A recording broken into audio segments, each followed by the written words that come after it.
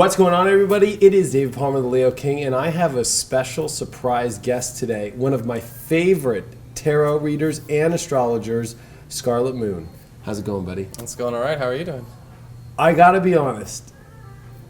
You're one of my favorite people to watch online.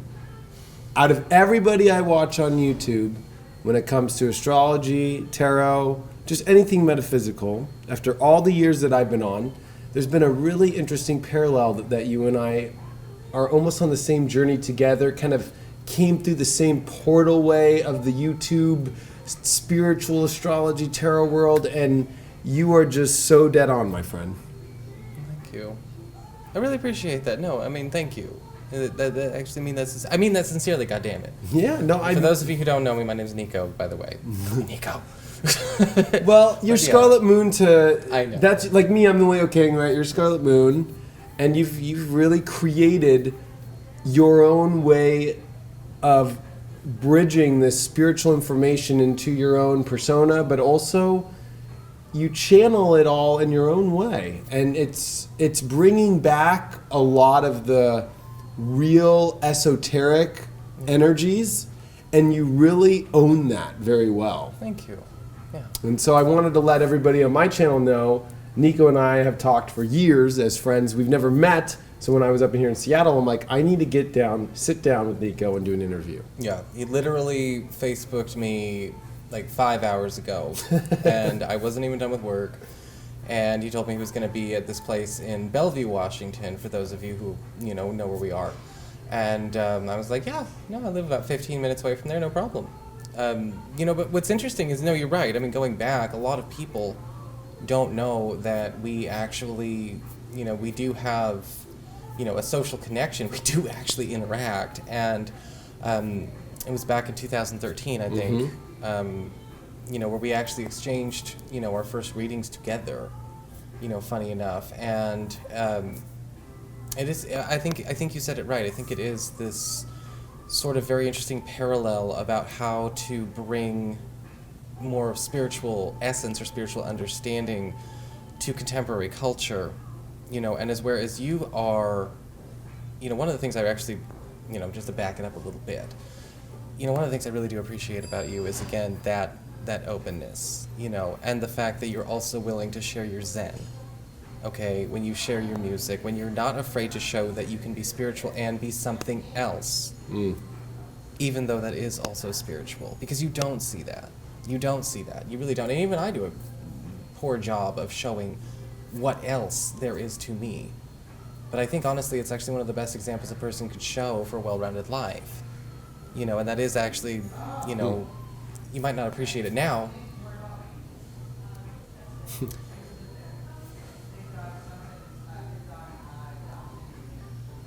Just keep going. Yeah, no, okay. I was going to say that. All right, I was the well-rounded thing, to me, it's interesting because, sure, that's something I embody because I kind of like to be the Leo King and inspire and show people that you can live whatever life that you want. But getting to you and this portal I'm talking about, it's weird because you and I came into the YouTube scene around the same time. We were doing stuff even earlier before that on other channels and other things. I was on Soul Garden back in the day. That's right.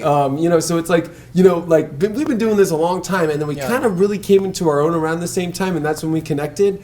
And I feel like, especially we're both Saturn Scorpios, we were just having a conversation about that during our Saturn returns, and we both came in on the scene at the same time.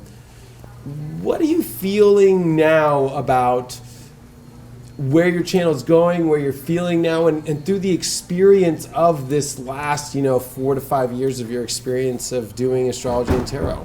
Well, I mean, the channel itself really didn't become anything, the way it is now until about 2013. And you're right. I mean, if you go back, it's kind of like even before then, I wasn't a YouTube partner. I was working a regular job. I was, doing all these other things. And, in 2013, that's kind of where I, decided that it was time to, take this more seriously. And it was never even meant to become what it is now. I was talking to, this lovely lady here, And I was telling her a little bit about that story. I was saying, it's like, well, I was trying to actually create interest or, maybe even fund the idea of maybe someday, who knows, pie in the sky, a nice brick and mortar, metaphysical store to call my own. And then Scarlet Moon turned into this monstrosity, which I love very much, but it was just kind of got away from me. It was a happy accident. But one of the things that I've noticed is that for myself and my own personal mission, people, make things think, oh, it's so new age. They comment, oh, it's so new age. And I'm like, well, I consider myself a more old age. During this shift, during all of this, people's consciousness waking up, at some point in time, we are going to hit a point where people are not afraid to use their birthright, which, I describe as, our spiritual abilities, whether you want to call it energy work, whether you want to call it divination, psychic work, magic, all of that, that is already in us. And I think that since the end of 2012, the beginning of 2013, people have been waking up to the awareness of such things, but they have not, for the most part, embraced their entitlement and responsibility to those energies, to be used, to be not just felt, not just be experienced, not just be hijacked by, not just kind of live by, but to also work with. And that's kind of where I think, I'm going now. I mean, I've been going there the whole time, but I think that that's where I'm getting more serious. As opposed to just, this is what it is. If you watch my channel, it's like I'm always forcing people to look behind the curtain. Yeah. Even if people don't want to look behind the curtain, I'm kind of like, this is what this means, It's so important. Well, that's what I like about you is you're raw, you're real, and you give it straight, and my followers follow me because of that. And that's what's so important, I think, and the loud noises that are even happening in the background right now it's like that's what you and I are in the spiritual community. Yes. And that's why I've connected to you is like, and I really appreciate the softness of spirituality and appreciate the compassionate spots. Yes. Those are so important. But there's this other side where it's like, let's be real, let's get to the point, because it can be just like, oh my gosh, so, especially on YouTube, it could be like, I'm watching a Care Bear reading session and I'm not getting anything out of it. And you are very specific, right to the point, and not only in your astrology, but your tarot. And what I think is very interesting is you combine both now just recently. Yeah. You just started doing that in your readings. I finally decided to weave them together. And I think you've become even more powerful than ever with that. Because you were always separated them. Yeah. And you're an amazing astrologer and a fucking amazing tarot reader. So to combine both now, I think you've really blown it into a higher proportion now. It's been awesome to watch. Tarot is, I'm going to be honest, just tarot-wise, I know it's hard when you play two, roles. Personally, I got to be honest, your tarot is so fucking on, bro. Like because I think there's something connected to your past life with tarot, like really intense. Like whenever I tap into your soul, I'm going to get kind of psychic with you here. Well, please do. The tarot part of you, my friend, I've never seen anybody more connected to tarot than you. Well, I mean, thank you again, and I'm probably going to just thank you profusely through this whole video, so don't get bugged. Please just be patient. I think that a part of that is hereditary, but I think it also has to do with, I've been studying tarot since 1996. My awakening to this idea, or my resonance to this, it comes from, I guess you could say it's even hereditary to a certain degree. Wow. My biological mother was actually quite a prominent medium around Seattle, Portland, Vancouver, throughout the 80s. And this was back before we had ghost hunters. There wasn't ghost hunters. There wasn't, all of these paranormal investigation things going on. Back then it was kind of like you were kooky, you were off, you were weird. It was like either Sylvia Brown wannabe or an Elvira wannabe, which is okay, Right. But, so, and that was in us, I think, and but here's the thing, I'm not saying that like I'm anyone special. I'm saying that, the only difference between her and you or me and anyone else is that, okay, there was just early exposure and training. And that's it. And openness to it. And, I think that with the tarot... Yeah, but I'm telling you, there's something else special there, man, because I see a lot of tarot readers. I practice tarot myself, but there's something extremely magical about your readings that adds that extra edge. You have an edge about your readings. You have a connection to the cards and a flow that's just so on point. And you've even come up with your own, reading, too. Like, you've come up with, of course, your own spread. Yeah. And I want to ask you, did tarot come first or astrology come first? Tarot came way first. Okay. Tarot, I was studying tarot before high school, and that's one of the things, when you think back to 96, I was 11. And I just, I had a friend, Jared, if you're watching, he may actually, I think he actually might watch you. Cool. He basically got me acquainted with a lot of this. And, Gotcha. I took to it like a duck to water. And, astrology didn't come until I was out of high school. So we're talking, 2004, 2005. Then, wow. So there was already a chunk of time devoted to the tarot. To me at the time, astrology was just sort of like a thing that made sense in terms of, magic, manifestation, alchemy. I didn't really use it a lot for profiling, psychology, or divination until, after 2004, 2005. So it was already in there, but, I've always approached this as a geek, as far as that's concerned, and then the geek paid off. Right, if that makes sense. Which is another point to bring up about the geek thing, and I want to say this right before I say that, is it's weird for me. I was into astrology, but then it was tarot that made me an astrologer. That's what's even weirder. It's like, I was really into astrology, studying astrology since I was about 11, 12. And then I went to a swap meet. I was up all night partying, and we all didn't know what to do in the morning, so we went to a swap meet. Nice. And at the swap meet, some lady was like, here, you should get some tarot cards, because I was really into spirituality. So I'm like, all right, whatever, let me try these things out. Started doing them, did a reading on my best friend, and he looked at me like I was crazy, and we never were friends again because it was like almost too deep, like it was too much, Like tarot, tarot kind of has a Ouija board feeling for people who don't understand it, if that makes sense. It can. And it's not, though. No.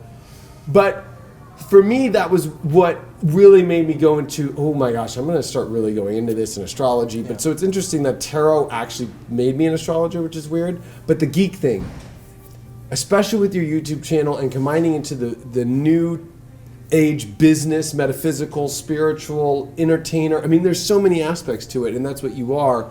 It's interesting why I like you so much as well is the geek part. Especially you're a PC nerd, but on top of that, just in all areas of magic, and just being that nerdy, fun self. And that's what it takes to even make this kind of an interview happen with the camera. That's what it takes for this kind of a YouTube channel. So for you, what are some of the things that make your geek really stand out that you feel?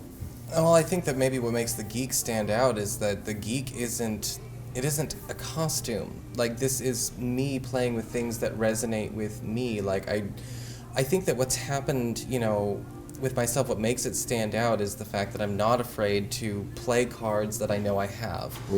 And I'm not talking about as a YouTuber now. I'm talking about as somebody who's getting to actually find a place of self-possession. When you talk about things like playing a card that you have, don't try to be something you're not. If you're not funny, don't play that card. That's okay if you're not funny. You can be caring, you can be genuine, you can be sweet, you can be, you can be bitchy. People love bitchy, Yeah, I mean, I do, and it's the thing is that people need to learn to play their cards right, and then their gifts will come. Right. Yeah, totally. And I'm not even saying that with puns in mind. It's just kind of coming out.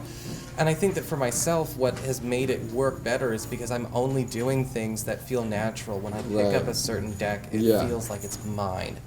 It's not, God or Athena or, Blizblaz from the planet Himham or, the angel of whatever put this in front of me as a gift that I'm going to just pick up and drop at some point in time. It's like, no, this is me. This is a part of me. God, that makes sense. It makes 100% percent sense because that's kind of how your energy is. You've developed there's a part of your brand which really is about the magical side of it all, but slash esoteric, and really into a medieval vibe as well. And so when you talk about owning that this is my deck, I think there's even the more of owning, like, this is how I approach my brand, the deck, with that vibe that I connect the most with, and that's what's so great. I actually connect with that medieval vibe a lot. I'm fascinated by that time. And you know, that's actually a lot of the tarot kind of time frame, and also astrology, and when it really kind of had a magical and powerful moment. And it's great that you kind of are the representative and bring that energy to the collective.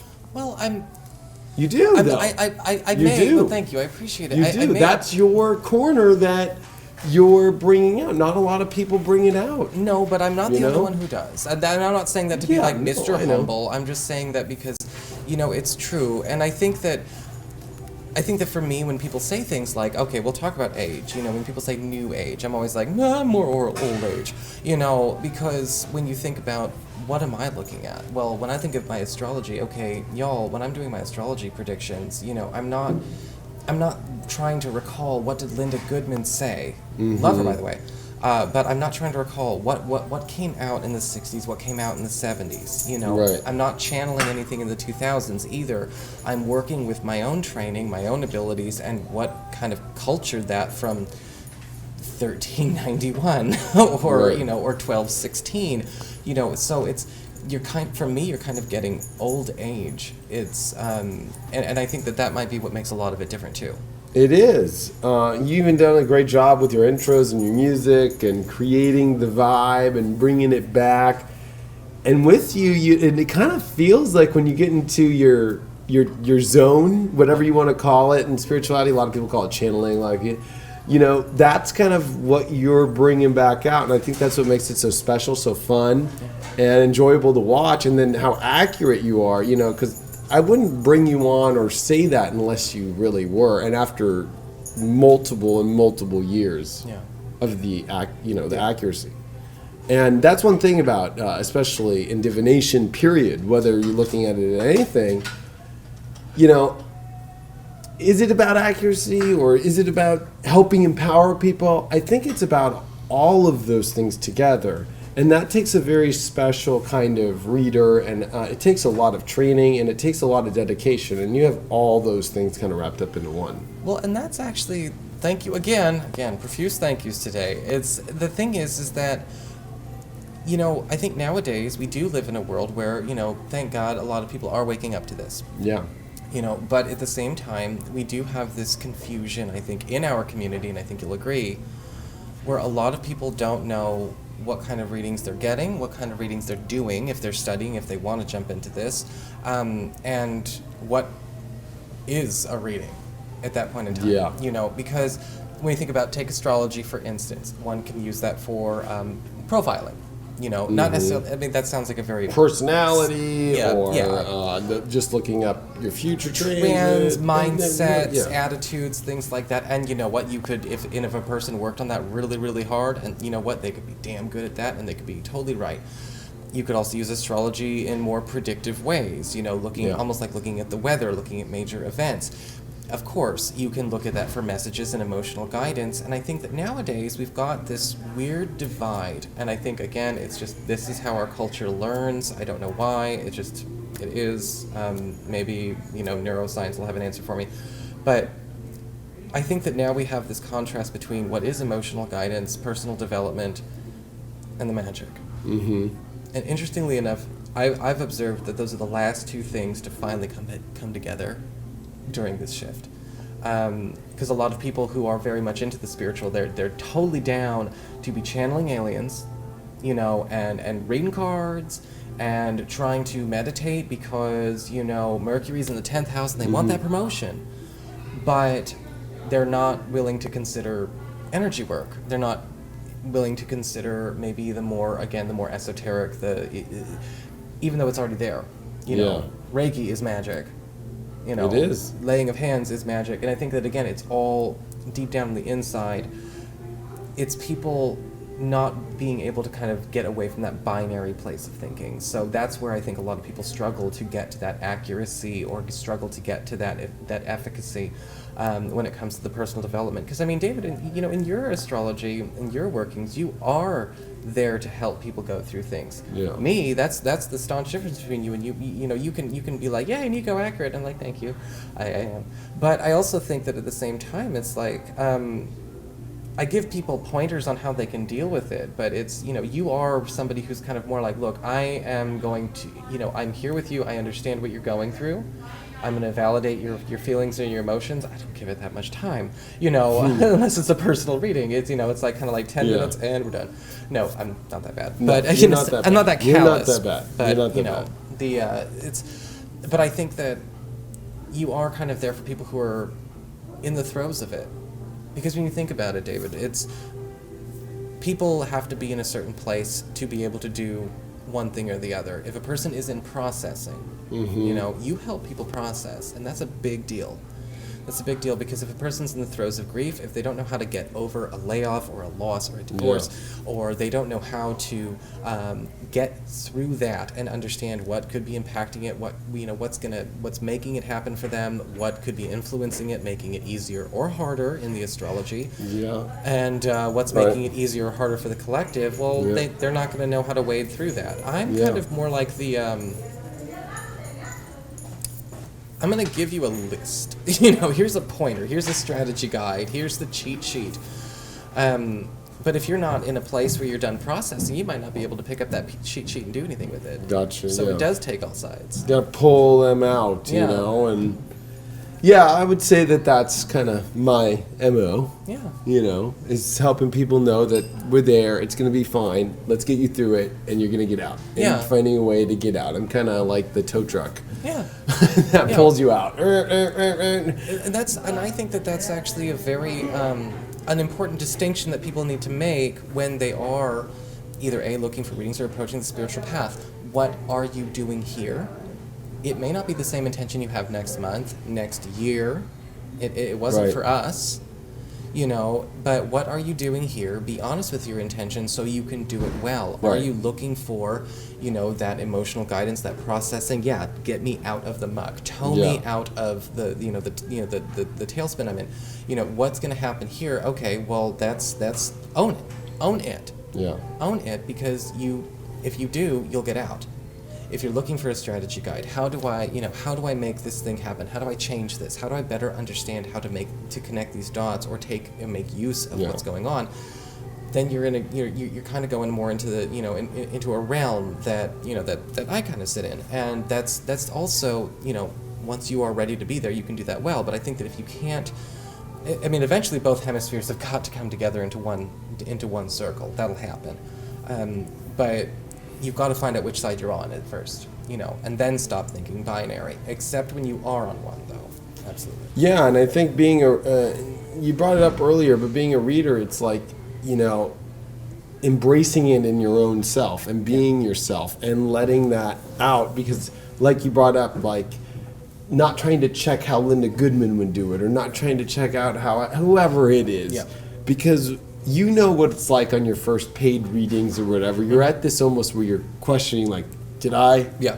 Am I right? Was I? There's a little bit of a hurdle to get through that really tests. I think it's Spirit's way of being like, are you sure you're ready to do this? Because Spirit will test you. And then the changes that happen in your life that happen during that moment when you really embrace it and you step into your readership and your power and you're starting to doing readings and you get over that hump, and then finally you can really let your wheels turn and your channel come. There's that moment where you pass like a little weird rite of passage. What was that like for you? Well, for me, my rite of passage was interesting because when I started to get the feedback and I realized, like, holy shit, I did a good job. That was my rite of passage. It's different for me. I'm not used to people like singing my praises. I'm not used to that. I mean, when Scarlet Moon broke 5,000 people in 2013, I was like, Okay, slow down. You know, it's not about ego. It's about the fact that, you know, for me, I really do care. You know, I've walked away from readings, you know, and I'll do readings on the person I just did a reading on. I'm like, how accurate was that reading? Did I do a good job? Did I lead that person astray? Please, you know, tell me, you know, please, please, please, are they going to be all right? Yeah. And I still do that. And, you know, my rite of passage was a little bit different. It was kind of like, holy crap, this, you know, this person is okay. Yeah. It's the strangest feeling in the world. Right. Because it wasn't some big grand moment where, you know, Archangel Shablabliel, you know, flew in the window in the middle of the night and woke me up at 1 a.m. and said, you know,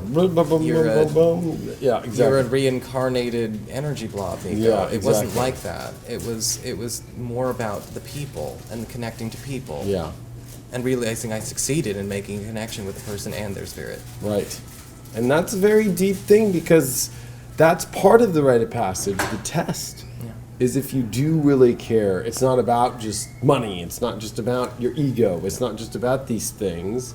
And of course, the more evolved you get, it can sometimes look at that to somebody who just comes into it. Like when they start to see you have a following, and they start to see that you're doing all this, and they start to see that you're making your money off this for your business. Right.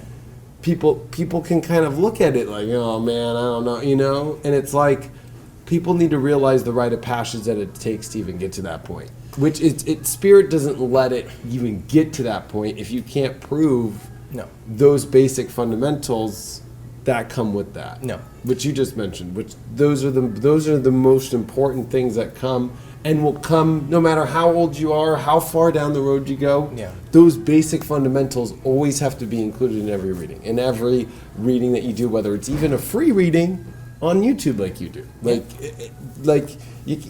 It all always has to reach that same space. And well, I think that maybe the thing that people got to understand is that, you know, we are entering like another shift, you know, for people who use the term shift as part of their rhetoric.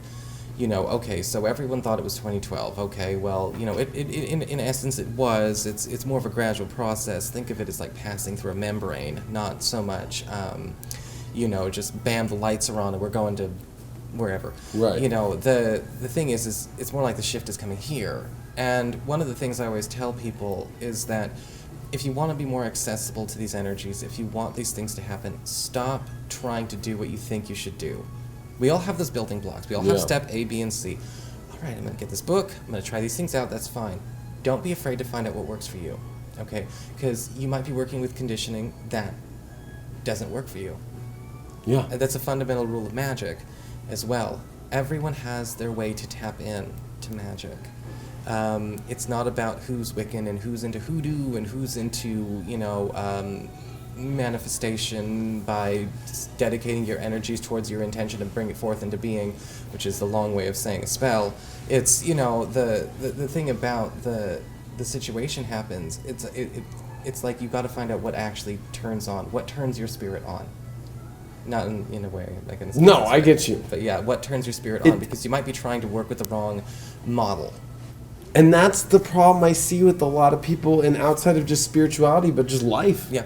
I mean, but when it comes to the spiritual world and it comes to finding your real power, you gotta go your own way. Yes. And especially whether you look at tarot your own way, or you look at astrology your own way, or you're doing runes your own way, or whatever it is that you're doing.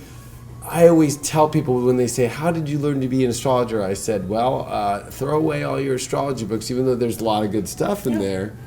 You know, it really comes from, I think you and I came from kind of the same cloth, a little bit more street oriented with it. Like I was doing readings on Venice in Venice Beach. In Venice Beach, on for free, like, you know, or for $5 or $10. You know, I was old school like that, you know? Like, so I was like in the trenches, like just doing readings.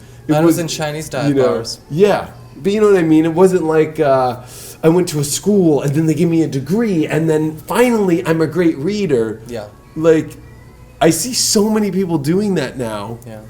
And that's a good thing. I think you can learn a lot, but no matter how much you do the school, I sell astrology classes. Well, people love them. Yeah. I know you teach people tarot. But there is that one thing.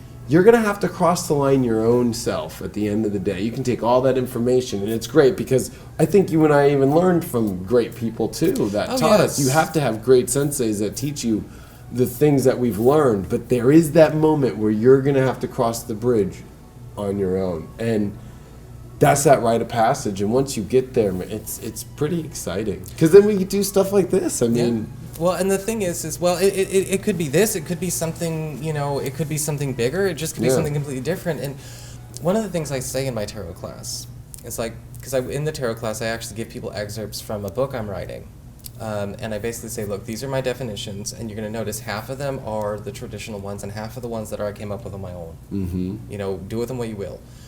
But if you're going to do this right, you're going to realize that all of these are suggestions. You know how when we jog our memory, okay, let's say you and I are having a conversation, we forgot the name of the restaurant we were at, it's like, oh, it sounded like rock, or it was in and so that's all the tarot is doing, it's jogging your intuition. The symbology is jogging your intuition, it's jogging your psychic abilities, and the message will come through.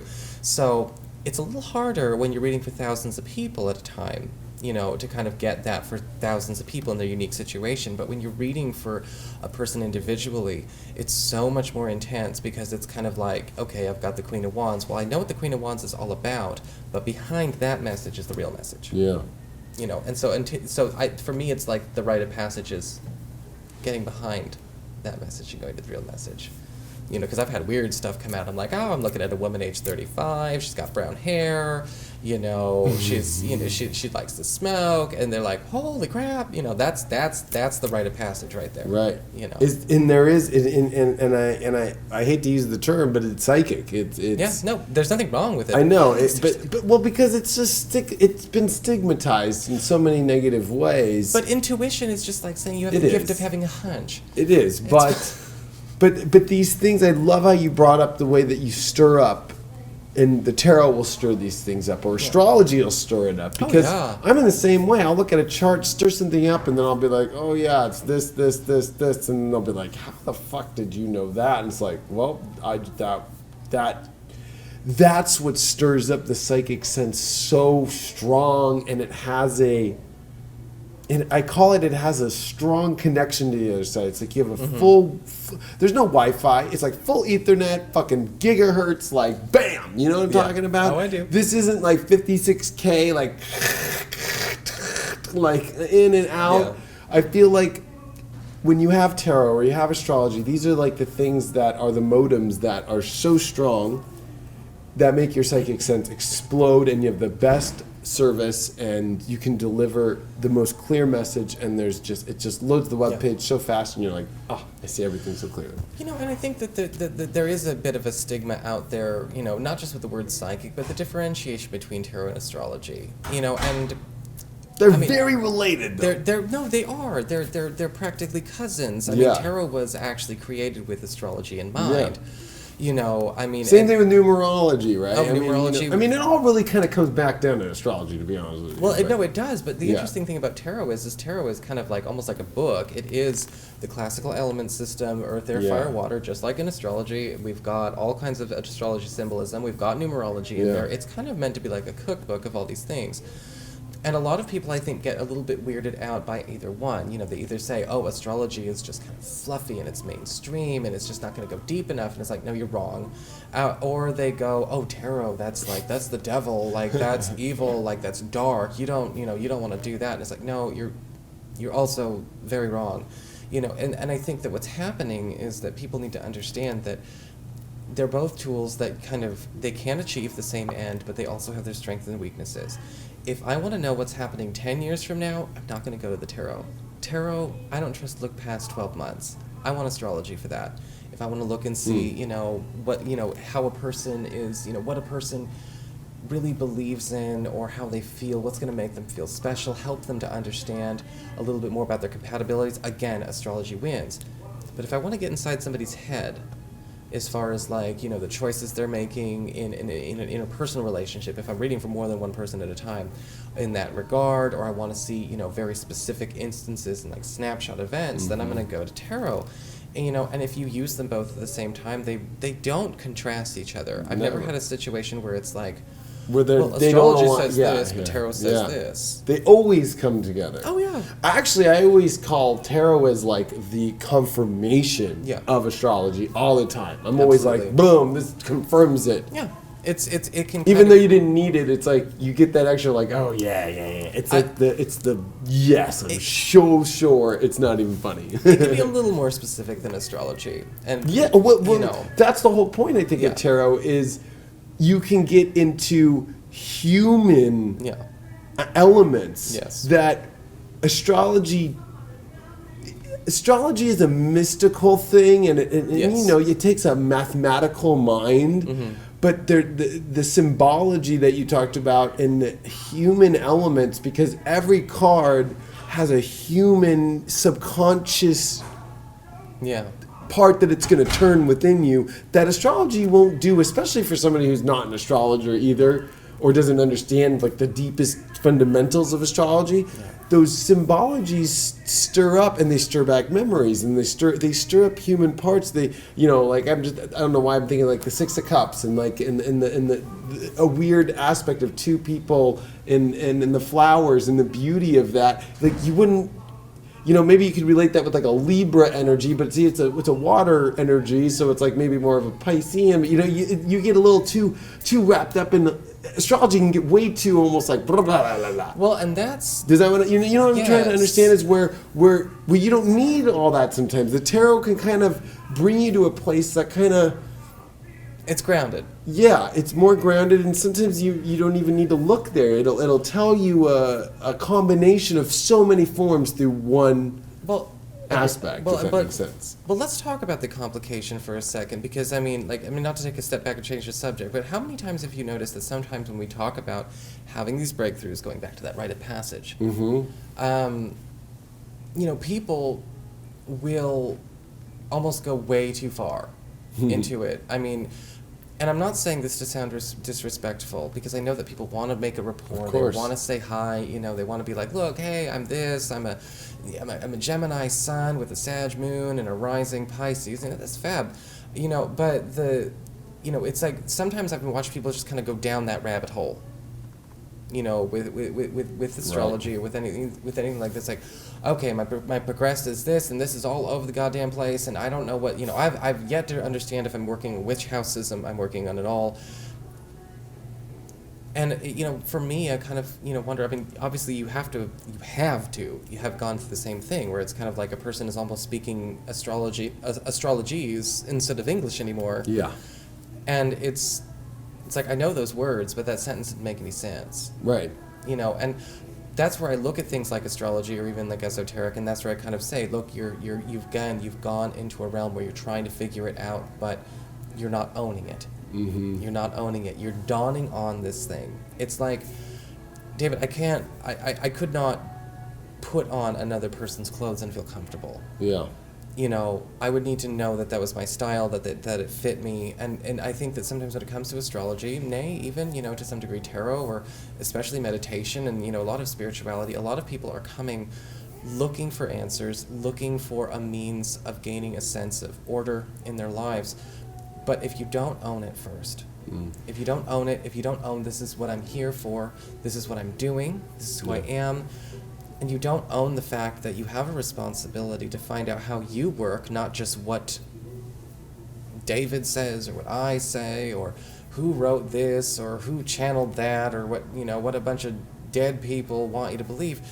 If you don't take it upon yourself to kind of be like, no, at the end of the day, I need to find out how I work, you're just going to keep going down that rabbit hole. Yeah. And all of a sudden you're just finding something new to get lost in. And I don't know why I brought up that tangent, but it felt really important. It was important because, and it kind of comes to a question I have for you. Like, do you do your own tarot readings on yourself, or do you prefer somebody to do a tarot reading for you? That depends. Like, astrology, as an astrologer, of course I can do a reading on myself easy, because that's like a personal and so much easier. But tarot, that one is out of any divination tool. I always like when somebody gives me a tarot reading personally, but I'm biased. Exactly, because we can kind of become a little biased in our own tarot readings, or we just go, I don't want to hear that, scrap that by. Right. Where in astrology we know you can't fucking change it. No, you can't. The math will not stop. The moon's going to come there in 2 weeks anyway, no matter how much you don't. Yeah. And that's where tarot gets a little bit. So I wanted to know, because I got the master tarot man in the house right now. And I want to know, now this is where we're going to get a little deep, and I think it goes with your tangent, is like, where we own it and have to, we also can get lost down of it. There's kind of a weird paradox here. How does this relate to you with your own tarot readings for yourself? Have you got a little system?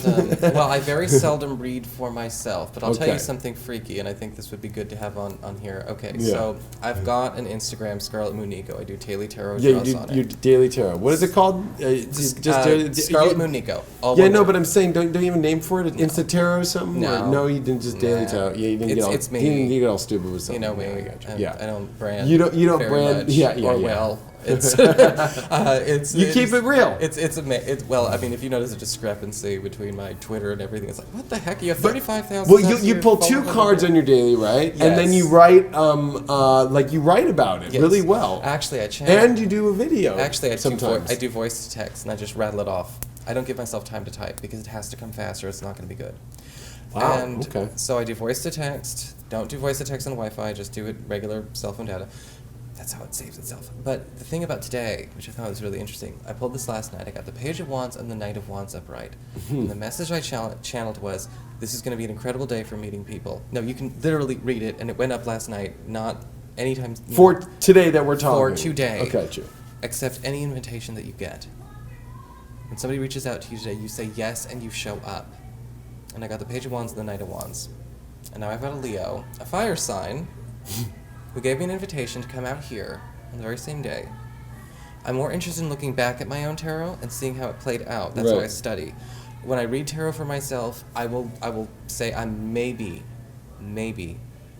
3 out of 5 times accurate for myself, and that's only because, again, I'm biased. There are people that I see where I'm kind of like, oh, it's the King of Cups. It must be, it must be my friend Chris, or it's the Queen of Pentacles. It's my cousin's girlfriend or something, and that's not a good way to go. So it's really hard to read for yourself. But, it's super hard. Like I just don't even do it anymore because I'm just like, oh God. Or you know what it is? I don't want to see it. I've reshuffled a few times. Yeah, because it's like, oh man, like, oh, I knew it already, and it did show up. My intuition was right, and there I was hoping for a fucking ice cream cone and tarot. And so this is where I'm going to ask you. So there's angel cards, there's tarot, and then there's oracle. You tend to do more tarot oracle related. You don't do the angel, which I'll be honest, I'm not. It's not good for what I'm doing. It's not good for the method. So can I be real? Because you know me, I like to be real. I've always, and I don't have anything against angel card readers. I just feel like angels fluff you too much, and they don't give. See, tarot, it will be so honest, and it will give you every little answer of reality. Where angel cards, they keep it so nice that they don't. They float your boat to where you finally will get to a place and you can't. It's almost like I don't know how to think of this better, but like feeding you candy until you have no more nutrients left, and finally we're gonna have to give you some real food and you're at a place when you could have used the food earlier, and now you're finally and you're like weak and falling on the ground and needing like an IV. And that tarot reading then really comes and goes, this is Well, what's your opinion about that? I mean, well, you've watched me the last 3 years. I mean, I've kind of waited that battle forever, because at first I was too dark, and then I was too serious, and then I was too methodical, and then I was too mathematic, and then I was too left brain, so it's like, well, I'm still all those things, but, the thing is that I look at angel cards, and I have no issue with them. I do agree that they are not ideal for, say, divination, especially when you're looking into things like the future, you're looking into trying to see what another person is going through. However, I will say that when it comes to things like angel cards, they can be good tools for when it comes to helping you throw your focus on where you want to put your energy, where you want to direct your energy. If you can do something constructive, with your feelings and with your emotions. That being said, no, I don't use angel cards myself. I do prefer everything with an edge. I do read tarot card reversals, but here's the thing. You do. I'm not afraid to look at that. And to be honest, tarot card reversals aren't all bad. Some cards are better reversed. Eight of Swords, way better reversed. Ten of Swords, way better reversed. Yeah. You know, some cards you can't screw up. But the thing about Oracle, I'm always worried about Oracle traps. You know, reading the little passage on the bottom of it and calling that a reading. That's not going to work for me. But I like things with an edge because that's life. That's why you need your own deck. I am working on that, manga style, black and white, Japanese manga style. Yeah. You'll appreciate it. But I think you're going to do, and I'm sorry to take you off this, but I really feel that not only are you going to do your own deck, but you're going to be somebody who takes tarot to a whole new place, because there's the new guards coming in, whether it's astrology and tarot and divination, and it's an open field out there. And to be honest, I feel when it comes to tarot and astrology, because I'm not putting down, your astrology is fucking on point. You know your astrology left, forward, back, from front. But it's not what I'm known for. No, you're right. Your tarot, I'm telling you, man, I've never met anybody better. Your readings have always been dead on. Even your dailies, even your weekly sun sign ones that you've been doing for years. Yeah. Man, on the money. Thank you. I really believe that your future coming here is going to really take that to a whole new level. I just know that. That's what I see when I tap into your soul, and when I've always felt you, and what I've always known. Well, thank you. And you're right. I actually am working on a tarot deck, and I'm also working on. I plan within the next few years to come out with the Scarlet Moon Tarot and the Scarlet Moon Oracle. And you know that Scarlet Moon Oracle is going to be big old geeky fantasy, fresh awesomeness. That is what I will force everyone to see. But the thing is going back to the edge, and it shouldn't be revolutionary to have edge. Life has edges. Yeah. And I've told several people, I've done plenty of readings, where I've said to people, it's like, it's not about being real, it's about being honest. If I'm about to step off a curb and a semi-truck is coming, I'd rather have somebody say, watch out for the truck, than have a nice day and then bring me flowers in the hospital. Yeah. That's just me. That's why that's why it's kind of like, look. That's why I brought you on here today, because you're not afraid of the edges, and I'm an edgy. I like the edge too. And you've got to accept the challenge. Yeah. You've got to accept the challenge. There's no done. You don't come to be done. There's no done in life for anyone, whether you are old, young, male, female, gay, straight, rich, poor. There's no done. That's not, you didn't come here to be done. And when you think about it that way, you can have peace. Yeah. You can still have your peace, you can have your love, but, every once in a while you've got to be excited to take on a challenge. I'm excited to look at cards that be like, I gotta go face a freaking dragon today, or this crazy guy is coming for me and I get to go work out some stuff, or, this person's doing this. It's like, I get to. And I think for me, one of my messages is like, look, okay, there's a shitty card here and here and here. All right. You usually will pull another card if it's really bad. If it's like hardcore bad, I will be like, like Ten of Swords, like, what is some context here? I'm just not going to leave or here. Tower, you've always been, that's where you started, and then you kind of... Yeah, then I was you kind of branched out more and more. But it's just to give context. Yeah. It's not to put a coat of whitewash on it. Yeah. It's to give it context and be like, look... And what I always try to do is be like, look, this is coming. It's going to happen. Okay? Nobody says, this is going to be easy, but I'll tell you how to do it. If you're going to climb Mount Everest, take somebody's advice. Yeah. Don't just go and do it. And don't believe anyone who says it was easy, because they either didn't go and they were lying, or they're on drugs. And it's a miracle they survived in the first place. Same thing with tarot. You have to be able to just kind of take the good and the bad, and you have to take the good and the bad with planets. I almost thought about making a series. I may make a series in defense of all the malefic planets. Yeah. Like in defense of Saturn, in defense of Pluto. Stop Mars, yeah. You know, or Mars, which Mars malefic is one of my favorites. I know, but it does. It never really has done. You know, I think it depends. I think it depends on the person's chart and how well Mars is aspected, or how Mars is, if they can handle Mars. Mine's sextile. You know, and same thing with Saturn. Some people can handle Saturn well. It might not be that bad for them. It might be great for them. Yeah. You know, and then there might be planets like for me, Jupiter fucking is hard on me. You know, and they always give it only as a really good planet, but to me, it's been fucking hell usually. And that's the thing. Or with Neptune, everyone's like, "Oh, Neptune's all about true love, and Neptune's all about sex." I'm like, no, Neptune is going to drive you nuts. Neptune could make you insane. It's going to make you crazy. Yeah. You know, you could develop an addiction. Like, be careful with Neptune. Yeah, exactly. But that's everything. Yeah. That's everything. That's like saying, oh, I'm going to do it. If you're not going to look at the edge on things, that's like saying, I'm going to do astrology and just forget there are reversals. Right. And, I'm sorry, retrogrades. Retrogrades and reversals. Very Same similar. thing. Yeah, it's very much. And I've noticed that too lately. Maybe that's actually an interesting correlation, actually. We just kind of stumbled upon it. Mars is reversed. Yeah. Venus, Venus is getting reversed next year. Yeah, March, April, Don't. Aries, Pisces, right on the 0 point. Yeah. Don't even start on me. Everyone complains about Mercury retrograde. I'm like, no, Venus retrograde. Venus retrograde. And it depends especially in the sign and where that's going to come, and Chiron's going to be there, and it's going to be a weird one.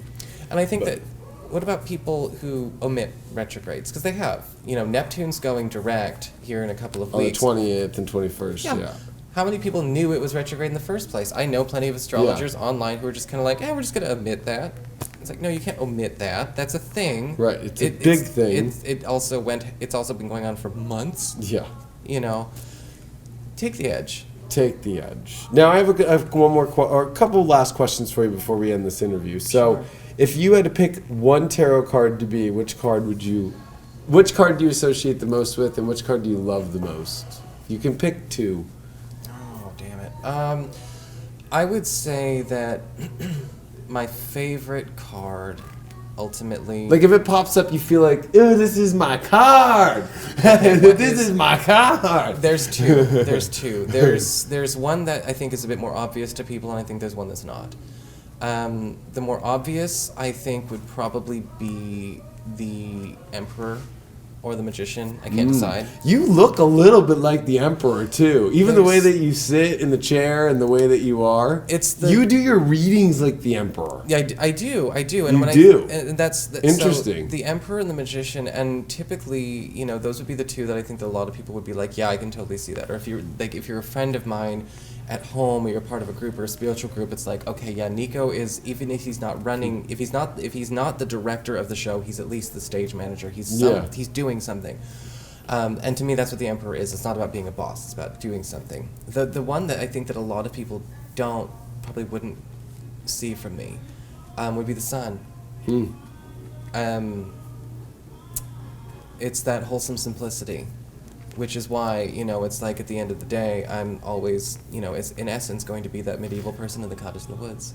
Yeah, but what's interesting is, it's funny, whenever I see you pull the Sun card, or when it's reversed too, you always be like, well, this isn't bad still. You really, and you do get real, like, it's always I always see you light up with the Sun card whenever you do your readings. Yeah. It's kind of interesting.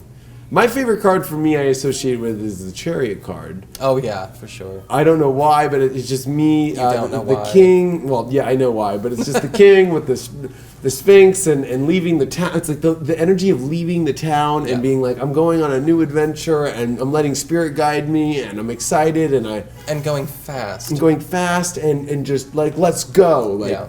Like for me, that's been my... Ride or die. That's my card. Yeah. Like, whenever I see that card, I feel like, I'm good. Yeah. That's always been my card, and I don't know. And what card don't you like the most? Well, the cards I don't like are ones that, again, people might not really wonder, might not even think of first, when you think of cards you don't like, it's like, I don't want to see the Three of Swords, with the Three Swords in the heart, or I don't want to see the Tower, I don't want to see the... I would rather those than the ones that leave you hanging. My least favorite cards, Eight of Swords, the paralysis. The toxic. I can't even handle What's up with that toxic river on that card? Well, Like, that's just basically it's the crap you keep feeding yourself. Yeah, it's bad. It's excuses and it's fear at the same Whenever time. I see that card, I'm never happy either. No, that's the card you want to get reversed. The other one, interestingly enough, I don't like is probably has a lot to do with my impatience, and that's the Hangman. I can be a very impatient person.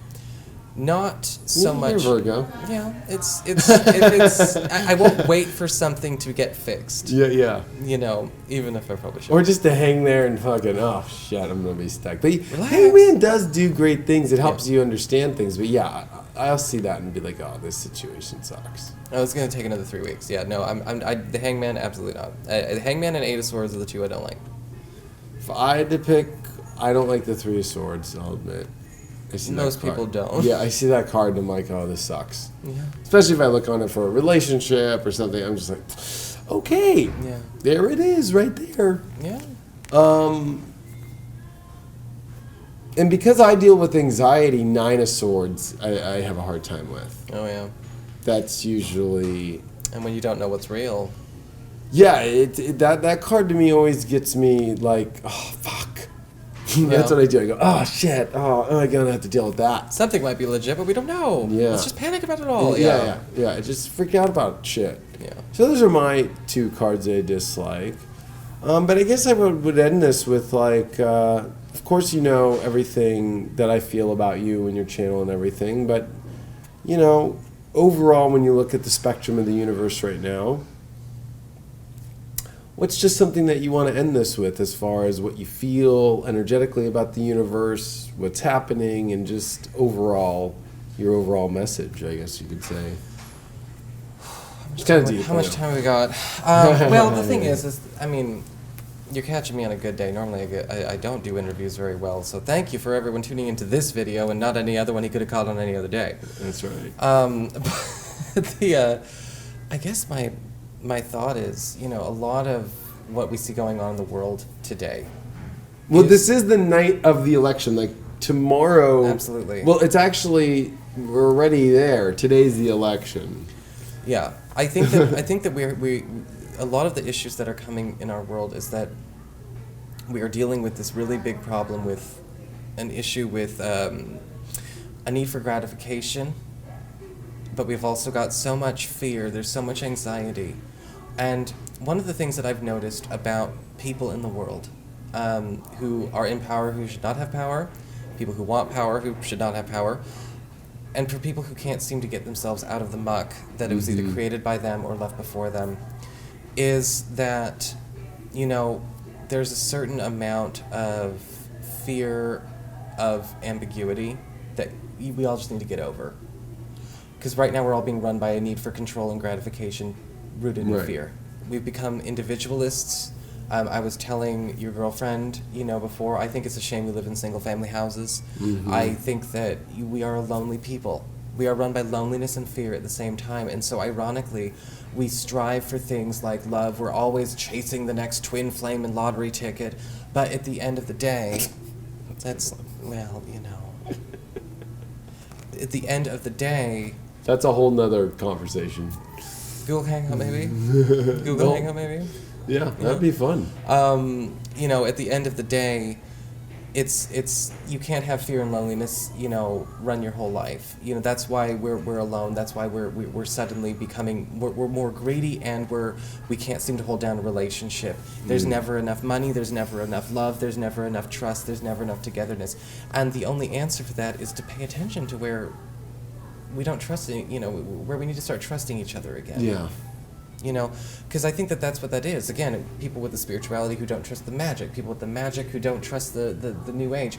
There's a need for the trust. Trust is what holds the two sides of the coin together. Bond, yeah, it's the bond between the two hemispheres. And we've all lost trust as people. Yeah. You know, I mean, God, you and I probably got our own trust issues around God knows what. That is not going on a video, maybe in person. You know, maybe you'll hear me talk about it at a retreat, but I won't put it on video, not yet. But it's, I think that what we need is more trust in the world. If I could just say, just trust, damn it. You know, stop living with fear, stop thinking, you know, stop identifying with your pain. And I hope that didn't sound like a word salad talking coma, because, you know, I really mean that. I think that you hit the nail on the head, and especially about the glue, the trust. But I also think when you talked about the gratification and how it really has kind of reached this weird level, it's like you and I doing this interview. Like, I really genuinely wanted to share you with my audience to spread that information. I think that we're coming into a world where it's like you get more gratification from sharing with everyone else and realizing that there is so much to share out there and to give everyone. Absolutely. But there's been this whole thing like, no, I want to be the best, or I'm only good at what I'm good at, or all that. And you see that on YouTube, and you see that, especially people outside of YouTube that aren't spiritual people. But the truth is, you are good at what you're good at, you know? and I can't do what you do. You know, of course, and you're, like I said, when it comes to tarot, man, oh my gosh, you know, like, holy shit.